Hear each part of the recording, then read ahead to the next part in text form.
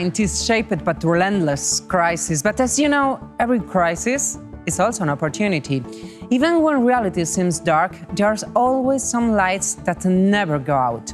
Rebecca Henderson is one of those lights.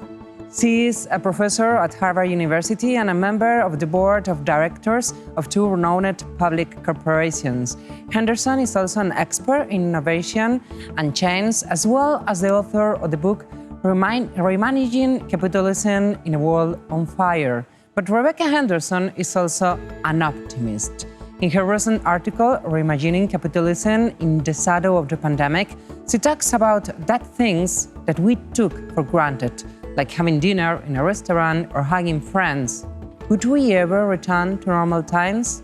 In order to talk to her, I'm pleased to introduce you to Isabela del Alcázar, Global Head of Sustainability at IE University. Welcome, Isabela. Do you think that business can save the world? Isabella, thank you for your kind introduction. Yes, I do believe that business can save the world, or at least help. So let me take a few minutes to say why I believe that to be the case. Firstly, does the world need saving? I've just finished a book called Reimagining Capitalism in a World on Fire, and I get two kinds of questions. One is, why reimagine capitalism? Why not just throw it out the window? And the other question I get is, what's wrong? Capitalism is doing fine. And so, to me, the first question answers the second. If nearly half the world's population are saying capitalism doesn't work for them, if I get many people saying to me, why don't we just get rid of capitalism and do something else? It seems to me clear we have a problem. And when you look at our inability to address the massive environmental problems we face, like climate change, when you look at accelerating inequality, when you look at the way in which COVID is hitting hardest those at the bottom of the income distribution, it's clear to me that we need at least to rethink capitalism. And my question is, can business help? I think it can. Why? Because business has a very strong business case for attacking the enormous problems that we face. So let's just start with climate change. It's going to be much harder to make money in a world in which the great coastal cities are underwater and millions of angry people are migrating north because the harvests have failed in Africa. It's going to be hard to make money if most of the world's population think that the rich and the white are trashing the planet for their own benefit. That's already creating enormous political problems, both in my own country, but also in parts of Europe and in some parts of the rest of the world. So it seems to me central that business step up to address these massive global problems. Now, you're probably thinking, wait, these are public goods problems. That is, well, everyone would benefit if we saved climate change. Everyone would benefit if we addressed problems like inequality. But me, myself alone, I have to make payroll. I do not have the time or the energy to work on these large problems. What's in it for me? And I've come to believe that there is an answer to that problem too. In the first place, we know that there are many business opportunities inherent in addressing these big problems. My colleague Michael Porter and Mark Kramer talk about creating shared value. That is, for example, raising wages and doing so in a way that is profitable for the firm. So at HBS, we have nearly 300 cases exploring these kinds of examples. One of the most, I think, attractive is moving to what I sometimes call a high road employment system. That is, let's pay everyone a little bit more. Let's give them discretion to do their work well. Let's treat them with dignity and respect. And let's see what happens to profits. My friend Erik Osmundson in Norway, he bought a garbage company. Not a very attractive business, one might think. But it turns out that changing the way we handle waste could reduce global emissions by hundreds of millions of tons. And so he thought that there was a way to create shared value. Now, when he walked in on his first day as CEO, he discovered the business was not what he thought. It was deeply corrupt. People were disposing of garbage illegally. The regulations were poorly enforced. There was a lot of incentive to just walk away. But because he was so committed to doing the right thing, he not only identified a new opportunity, but was able to mobilize his employees, ultimately his competitors, and then his regulators to change the business in Norway. And his company he now runs, Norsk Vending, is now one of the largest and most successful recycling companies in Norway. So first, you discover a new business opportunity, or like Impossible Foods or Beyond Meat. There's millions of dollars, hundreds of millions of dollars going into plant-based meat substitutes, a huge new opportunity. Or you discover, like Walmart did, that if you increase the efficiency of your trucking fleet, you can take $1 billion to the bottom line. Or you can discover, like CLP in Hong Kong did, that investing in renewables is a fantastic hedge against future changes in coal prices. So that's the first step, create shared value. Second step, do it with other firms. Because there are many problems that cannot be solved alone. When Unilever decided they wanted to use only sustainable palm oil, they discovered it was too expensive if their competitors refused to do the same thing. So they persuaded 70% of the world's traded palm oil to commit to buying sustainably grown oil, and together to try and solve the problem. That's not perfect. It's difficult to keep a coalition of firms together, but these coalitions are cropping up across the world. The third step, and I'll just mention it, Isabella, because our time is short, but we need to rewire finance. That means developing new metrics, environmental, social, and governance metrics, so investors can find firms that are at the leading edge of doing the right thing and invest in them if they want. Recent research suggests that firms that are performing well on ESG, that are purpose-driven, have proved significantly more resilient in the pandemic, for example. And last but not least, we need to reform our institutions. The only solution to great public goods problems like climate change, like global inequality, in the end, is global action, is strong governments working together with business to design the kinds of policies that will give us a just and sustainable world. For too long, we've told business people that their only job is to put their head down and make money, to maximize shareholder value.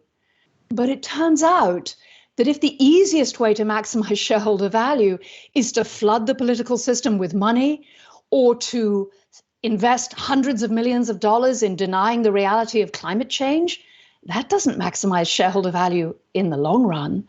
That might be good for a few firms right now, but in the long run, we need to build those political and governance systems that will let us rebalance capitalism. Easy to say and hard to do, but I think there are hundreds, indeed thousands of firms already moving in this direction.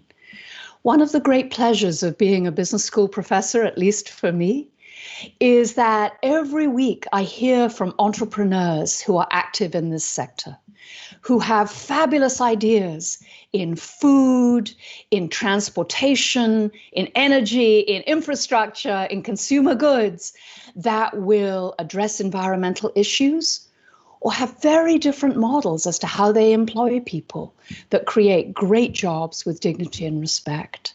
Thank you, Rebecca, for such an inspiring talk. After hearing what you're saying and reading your book, which I enjoyed a lot and I strongly recommend it to everyone, I feel empowered. And one of the things is that there's the possibility of doing good and at the same time making your business be in a competitive advantage regarding the rest of the companies. So you talk in your book about many examples. You've also shared some of them now, and of people that believed that change was possible. What would you say, what common feature do you think these leaders, these change makers had? So I think it's useful to think of the moment we're in as one of disruption or discontinuity. The world is fundamentally changing. We have huge shifts underway: climate change, globalization, robotics and AI, all these new technologies coming online. So it's a moment of change. So the leaders that I see who are taking advantage of these opportunities to build new business models, they are visionary. Sounds very remote. Let me say they think more widely. Instead of focusing only on today and this week, they look more broadly at what might happen, at what could happen. And they also think more broadly of their role as a business person. Yes, every successful leader I know in this area is an excellent business person. You have to really focus on the bottom line if you're going to make these business models work. But at the same time, they are deeply aware of what's happening in the world. They are very committed to making a difference using the resources of their company. And they're able to hold that tension. I like the term visionary, because you read throughout the book several examples. One of them was back in 2004, there was a CEO from an energy company, and you have a matrix there, and he had to decide the future according to two uncertainties. One of them was the price of renewable energies, if it would be high or low in the coming years, and the other uncertainty was regulations. So he had to decide the strategy of the company and the investments to be made according to these two uncertainties. So he kind of looked at his crystal ball and said, yes, I'm sure technology will lower the prices of the renewable energies, and also I guess that governments will control the emissions of the companies. So for me, and I would like to ask you this question, but is it easier to predict the future nowadays? And how come not everyone is moving in that direction? It's never easy to predict the future. And in that particular example, the CEO, it's disguised in the book, so let me call him Fred. Fred wasn't sure what would happen, but he knew there was a good chance the world would change. And so the investments he made in renewable energy were a hedge, a strategic hedge against what might happen. And that's why I use that 2x2 tool. It's a very simple scenario analysis tool to help senior teams and students step back and say, we don't know what the future is going to be. But picking one future and putting all your resources against that one future, that's almost certainly a mistake. So it's very important to plan for multiple futures.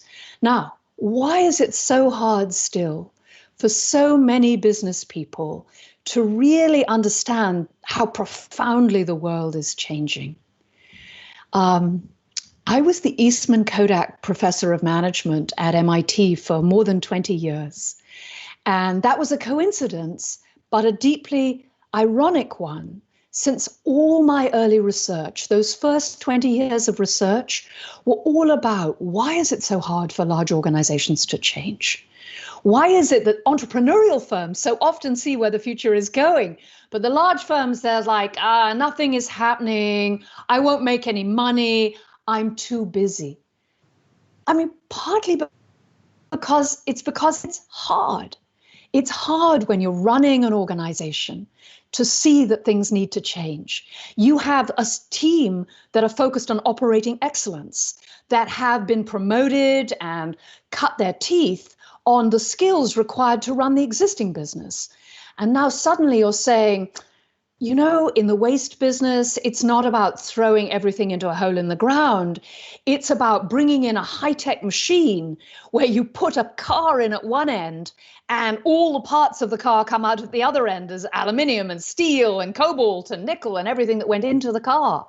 So it's a huge shift in how you think about the industry. I think that's just hard. I actually think the good news is we're making a lot of progress. One of the things I'm really excited about are in the capital markets, the very largest asset owners are beginning to say climate change is an existential risk to the stability of the entire financial market and the whole economy, and are beginning to say, I have a fiduciary duty to address these issues. So I think there's a lot of hope on the horizon because these investors are starting to push the firms in their portfolio to say, no, we really have to address some of these issues. Actually, you're talking about that they have the investor companies have a responsibility. So do each of us individuals, because we have to a future to leave to our children and so on. No? So you also mentioned, you talked about startups and entrepreneurs. I know that startups are already leading in sustainability in many sectors, in fashion, new models in energy and banking. Actually, at I University, that's where I come from, we are strong believers in entrepreneurship.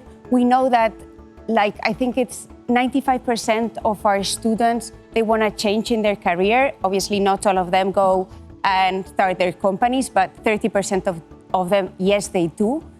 And what do you think is the role of startups? Because the transition is easier for them than the big companies. What's the role of startups in re-imaging capitalism? So many roles. One of the most important is pushing the large firms to change.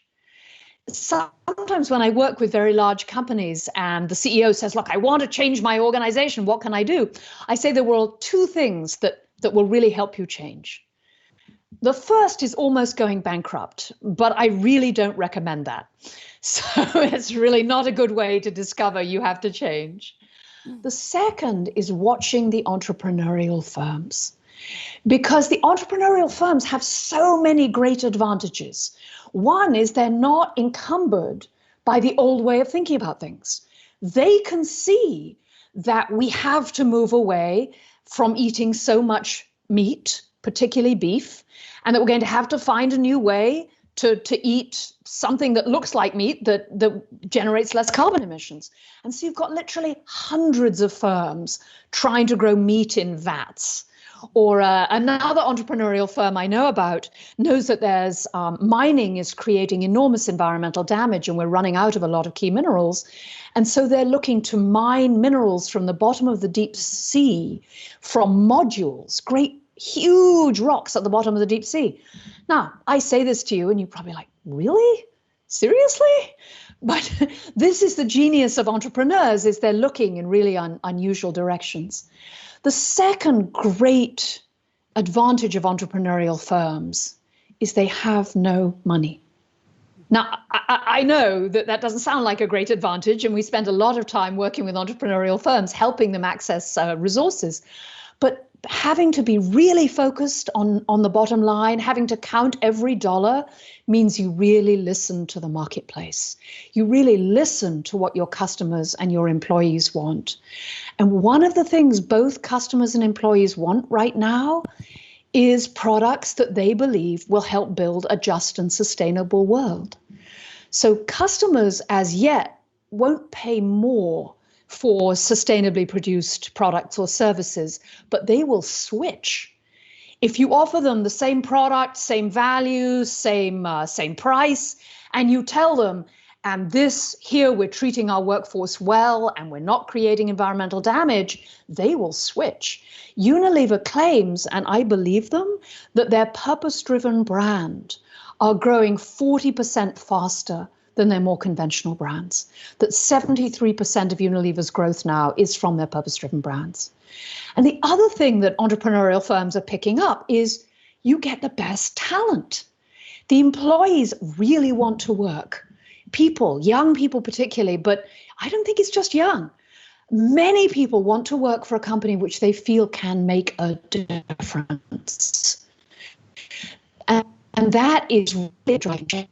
And so entrepreneurs have great people, they're listening to the marketplace, and they are pushing the larger firms to change. And of course, some of them will come up with incredible new ideas that will transform entire industries. What entrepreneurial firms do is take that great idea and move it down the learning curve so that others can adopt it. That's what transformed wind and solar. Well, that and significant government subsidies in Germany and China. But you needed those passionate, technologically focused entrepreneurs who really wanted to change the world as well. If you had one advice to give an entrepreneurship professor, what would it be in an MBA course? I mean, one advice. Just one? Well, I can't have two? Two or three if you want. Okay. So, first piece of advice. There really is money to be made in addressing the major social and environmental problems we face. There's a huge amount of research now suggesting that treating your employees better will increase productivity and creativity. We have literally hundreds of examples of entrepreneurial firms uncovering new business models that both make money for the firm and transform industries. So that is the first piece of advice, is look for those cases, look for those examples.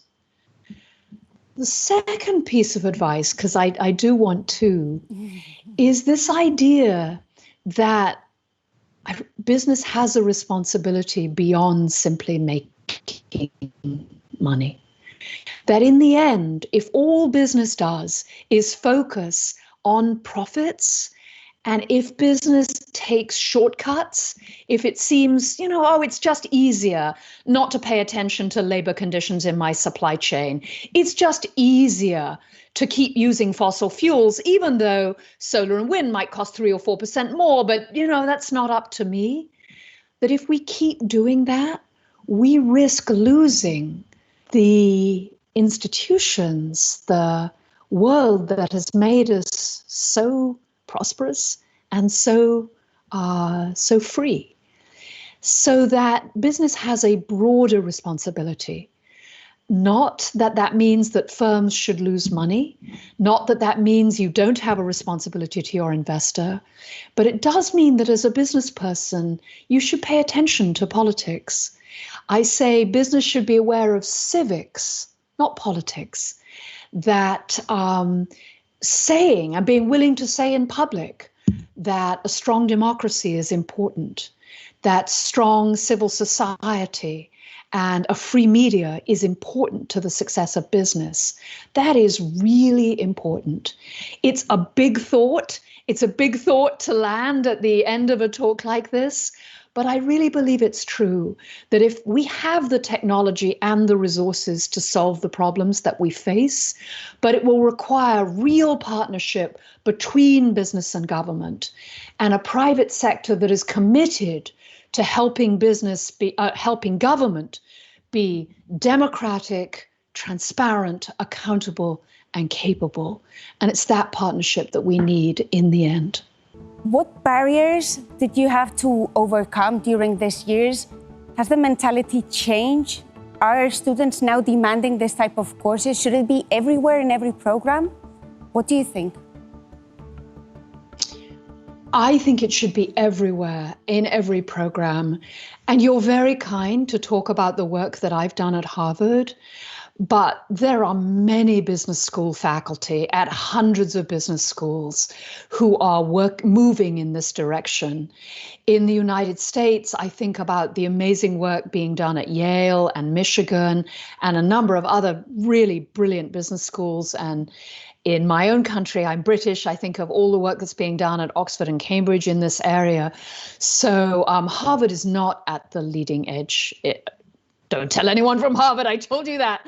But there are many, many fantastic business academics moving in this direction. My experience of our students has been that, yes, they are demanding it. Not all of them, but I would say 80% of our students are deeply worried about these issues. In February, before COVID hit, we asked the first-year class at the Harvard Business School, nearly 1,000 people, do you think capitalism is broken? And 50% of them said yes. I mean, this is at the Harvard Business School. They are very concerned with what's happening. And in fact, I sometimes think that business schools are behind practice. Many of the firms I work with are moving very aggressively in this direction. Thinking about, for example, reporting on environmental, social, and governance metrics is becoming standard across most of the world's largest firms. But there are still some accounting courses where this is not yet mentioned. So I think it's really important that we improve and move forward as fast as we can within business schools on this front. Yes, and I do think that the university and the business schools should also be like those visionaries. We need to know what's going to happen so that our students receive the best content so that they can thrive in their lives and in their works. Oh, Isabel, I just think you're so right. I mean, the world is going to change so dramatically. If we teach them to be business leaders as they should have been 10 years ago, we are failing in our responsibility. I think you are exactly right. We have to prepare them for the future. Yes, and also I was thinking, and you've talked already about this, the metrics. Are we lacking the adequate metrics? There are certain parameters that can kind of guide us if we're doing right or wrong, but metrics on sustainability performance that can also guide then the government with their policies. What's your opinion on this? Yes, our current metrics are not at all what we need. If you think at the government level, we've really focused on gross domestic product, GDP. But that's like focusing only on the revenue of a company. We've not looked at the assets of a nation. So, for example, suppose I'm in a country with plentiful forests. I can increase my GDP by cutting all the forests down. Well, that's great for this year, but not much good for later. Or I can I can reduce government deficits and cut taxes by getting rid of the educational and healthcare systems. I mean, that would be really helpful, right? No, it would not be good. So we need better measures of what the economists call natural and social capital. Natural capital, how resilient is the atmosphere? What is the cost of increasing the temperature? What is the cost of poisoning the ocean? We're effectively poisoning the world's oceans and fishing them out. So they're no longer going to be able to provide as much protein. Humans have been taking billions of dollars of protein out of the oceans. We're not going to be able to keep doing that if we keep going as we are. So we need measures of natural capital, but also social capital. What is social well-being? What is our average level of education? What are our levels of mental health? How engaged are we politically? Do we have a strong civic conversation about the democracy? All these measures, these kinds of measures are critical at the national level. At the firm level, we're trying to run firms with only financial metrics. We're not thinking about the social and environmental impact they're having. My colleague George Seraphim at the Harvard Business School has helped to found an initiative called the Impact Weighted Accounts Initiative. And they just released their first report. It's public source, so anyone can look at the numbers that they generated. They have a sample of 1,800 firms, and they find that for a third of those firms, the environmental damage those firms are causing is more than the total profits of the firms. That's amazing. And what kind of reaction is that going to bring from employees and customers and investors? So we need to start measuring the environmental and social impact that we're having. And that's the good news is that's underway. The bad news is that there are, you count it, 7, 8, 10, 20 different standards for measuring these things, but that's okay. This is what innovation looks like. This is why we need good researchers in this space, thinking about what are the metrics that are material, auditable, replicable, that investors can use to make decisions, that customers can use, and the firm can use. Because if you discover you're causing more environmental damage than your profits, I'm hoping you're thinking, whoa, what can we do? So yes, we need new metrics. One of the things I say is I used to think accountants were boring, but now I know they are the foundation of modern civilization and absolutely essential to saving the world. But I would like to close asking one question to empower everyone to start doing something. So I'm not a CEO. I don't work for the government. So can't I make a difference? Absolutely, you can make a difference. I like to think that we need an avalanche of change, political, social, cultural, business change, if we're to address huge problems like climate change. But avalanches are started by pebbles, and each of us is a pebble, and no one knows which pebble is going to drive change. If you are a business school professor, for example, you have an enormous opportunity to make a difference by learning more about these issues, or if you already know about them, teaching your students, whether it's in finance or marketing or strategy. If you're a consumer, and we're all consumers, you can pay attention to who you buy from. If you're an employee and you work for a company or run your own company, you can begin to look for shared value. I promise you it's out there. We have hundreds of cases at the business school showing that there's enormous opportunity to make a difference and still make money. And many of these opportunities come not from the CEO, but from people inside the organization who see you're a neighbor and a citizen. We need to tell everyone that change needs to come, demonstrate what it looks like in our own lives, and ensure that our politicians put the right kinds of policies in place to make a difference. That's who politicians listen to. People like us, individuals working together with each other to drive change. The world's in trouble, but I absolutely believe we can save it. I believe that too. And it's been a pleasure and an honor for me to be here today. Thank you very much, Rebecca.